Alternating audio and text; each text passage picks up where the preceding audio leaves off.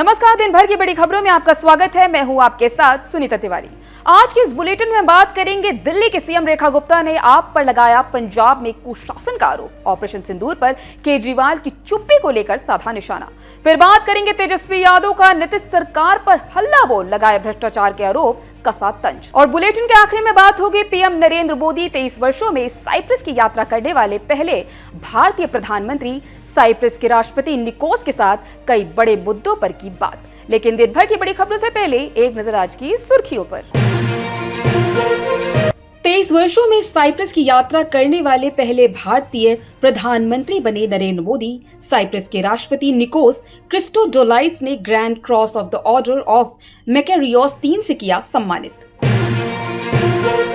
उत्तर प्रदेश सरकार ने रविवार को 60,244 पुलिसकर्मियों को नियुक्ति पत्र दिए। इस मौके पर सीएम योगी ने कहा कि ट्रेनिंग में जितना पसीना बहेगा, जीवन में उतना ही कम खून बहाने की नौबत आएगी।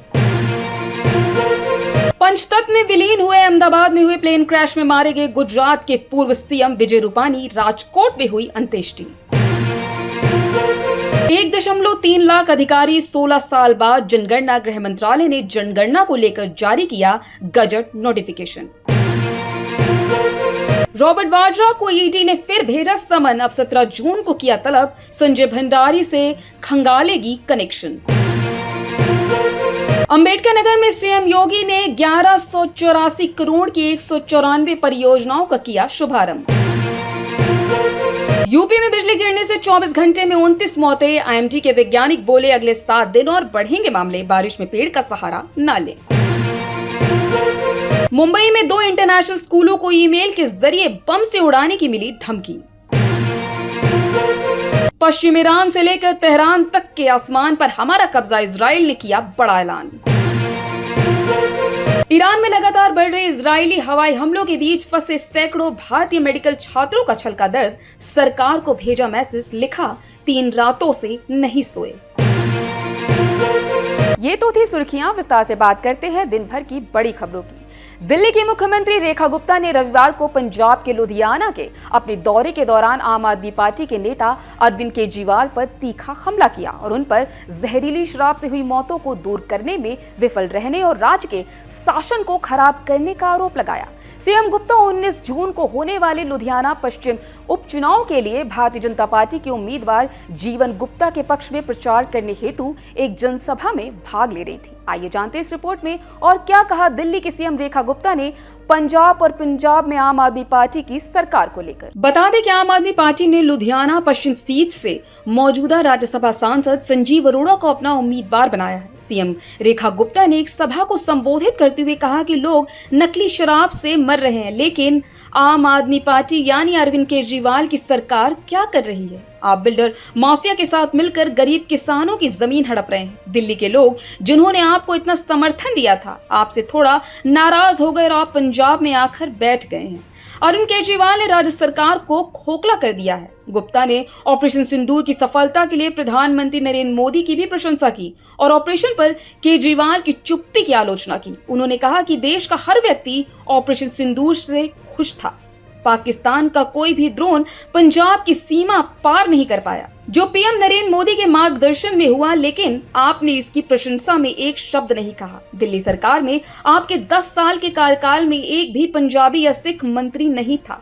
पूरी पंजाब सरकार मनीष सिसोदिया, सत्येंद्र जैन, विभव कुमार और राघव चड्ढा के अधीन चलती है। उनका पंजाब से क्या लेना देना है? इससे पहले फतेहगढ़ साहिब जिले के सरहिंद में पंजाब भारतीय जनता पार्टी युवा मोर्चा के नेताओं ने उनका स्वागत भी किया। आरजेडी नेता तेजस्वी यादव ने रविवार को प्रेस कॉन्फ्रेंस कर नीतीश सरकार पर हमला बोला है। तेजस्वी यादव ने सरकार पर कई गंभीर आरोप लगाए। तेजस्वी यादव ने कहा कि मुख्यमंत्री नीतीश कुमार अचेत अवस्था में है और बिहार में कानून व्यवस्था पूरी तरह से खराब हो गई है। मुख्यमंत्री के नाक के नीचे क्या हो रहा है उनको कुछ नहीं पता। इन लोगों को दलित, पिछड़ों, अल्पसंख्यक भाइयों का वोट लेना होता है, लेकिन उनके लिए कुछ नहीं करते हैं। रोजाना पुलिस पर हमला होता है और बिहार को रिटायर्ड अधिकारी चलाते हैं। आइए जानते हैं इस रिपोर्ट में और क्या कहा तेजस्वी यादव ने बिहार के सीएम नीतीश कुमार को लेकर। तेजस्वी यादव ने कहा, टायर्ड नहीं बल्कि रिटायर्ड अधिकारी बिहार चला रहे हैं। आप चढ़ावा चढ़ाइए और पोस्टिंग पाइए।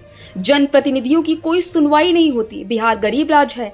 अधिकारी लूट कर खा रहे हैं और भ्रष्टाचार कर रहे हैं। ईडी और सीबीआई भी सुस्त पड़ी हुई है। अगर ईमानदारी से जांच हो जाए तो कोई नहीं बचने वाला। तेजस्वी ने आरोप लगाया कि ट्रांसफर पोस्टिंग में जो चढ़ावा मिलता है उसके हिसाब से पोस्टिंग किया जाता है।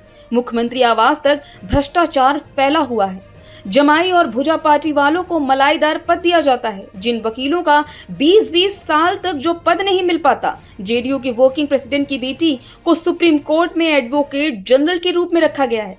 तेजस्वी ने पूछा, जेडीयू के कार्यकारी राष्ट्रीय अध्यक्ष की बेटी को किस आधार पर सुप्रीम कोर्ट में एडवोकेट जनरल बनाया गया? आयोग का जो गठन हुआ, मुख्यमंत्री जी से हम अपील करते हैं जमाई आयोग गठन किया जाए। मांझी जी के दामाद, रामविलास पासवान के दामाद और अशोक चौधरी के दामाद के साथ डीके बोस की पत्नी को भी आयोग में जगह दी गई। डीके बोस की पत्नी ने अपने पति का नाम नहीं लिखा, अपने पिता का नाम लिखा हुआ, यानी कि साक्ष्य को छिपाने की कोशिश की गई। तेजस्वी ने कहा, मुख्यमंत्री पूरी तरह से अचेत है। सरकार जाने वाली है, चला चली की बेला है, मुख्यमंत्री पड़े अकेला है। भुजा पार्टी और चंद 10 अधिकारी बिहार को लूटने का काम कर रहे हैं। महिला आयोग में सदस्य के तौर पर डीके बोस की पत्नी को रखा गया है। क्या और कोई शिक्षाविद बिहार में नहीं था? वहीं लालू प्रसाद यादव को राज्य अनुसूचित जाति आयोग के द्वारा भीमराव अंबेडकर के फोटो का अपमान मामले में नोटिस भेजे जाने मामले में उन्होंने कहा कि नोटिस का जवाब जल्द ही दिया जाएगा। साइप्रस की ऐतिहासिक यात्रा पर गए प्रधानमंत्री मोदी ने कहा कि लोकतंत्र और कानून के शासन में आपसी विश्वास हमारे संबंधों को मजबूत नींव है। साइप्रस के राष्ट्रपति निकोस क्रिस्टोडलाइड के साथ एक ज्वाइंट प्रेस मीट में पीएम मोदी ने द्विपक्षीय संबंधों में नया अध्याय लिखने का स्वर्णिम अवसर है। वहीं साइप्रस के राष्ट्रपति निकोस ने कहा कि साइप्रस सभी प्रकार के आतंकवाद के खिलाफ लड़ाई में भारत के साथ खड़ा है। पीएम मोदी ने साइप्रस के राष्ट्रपति को भारत आने का न्योता भी दिया। आइए जानते हैं इस रिपोर्ट में क्या कुछ है इस पूरी खबर में। पीएम मोदी ने कहा, अभी कुछ देर पहले मुझे साइप्रस के सर्वोच्च नागरिक सम्मान से अलंकृत किया गया। ये सम्मान केवल मेरा नहीं, 140 करोड़ भारतीयों का सम्मान है। ये भारत और साइप्रस की अटूट मित्रता की मोहर है। इसके लिए एक बार फिर हृदय से आभार व्यक्त करता हूँ। 2 दशक से भी लंबे अंतराल के बाद किसी भारतीय प्रधानमंत्री की साइप्रस यात्रा हो रही है और ये आपसी संबंधों में एक नया अध्याय लिखने का स्वर्णिम अवसर है। आज राष्ट्रपति जी और मैंने द्विपक्षीय संबंधों के सभी पहलुओं पर व्यापक चर्चा किया। साइप्रस के विजन 2035 और विकसित भारत 2047 के कई पहलुओं में समानता है, इसलिए हम साथ मिलकर भविष्य को आकार देंगे। क्रॉस बॉर्डर टेररिज्म के विरुद्ध भारत की लड़ाई में साइप्रस के सतत समर्थन में हम आभारी हैं। आतंकवाद, ड्रग्स और हथियारों की तस्करी की रोकथाम के लिए हमारी एजेंसीज के बीच रियल टाइम में जानकारियों के आदान प्रदान का मैकेनिज्म तैयार किया जाएगा। पीएम मोदी ने कहा, हम सहमत हैं कि India middle east Europe economic corridor से क्षेत्र में शांति और समृद्धि का मार्ग प्रशस्त होगा। हमने पश्चिम एशिया और यूरोप में चल रहे संघर्षों पर चिंता व्यक्त की। हमारा मानना है यह युद्ध का युग नहीं है। तो आज इस बुलेटिन में इतना है। आप देखते रहिए तिलक सभा।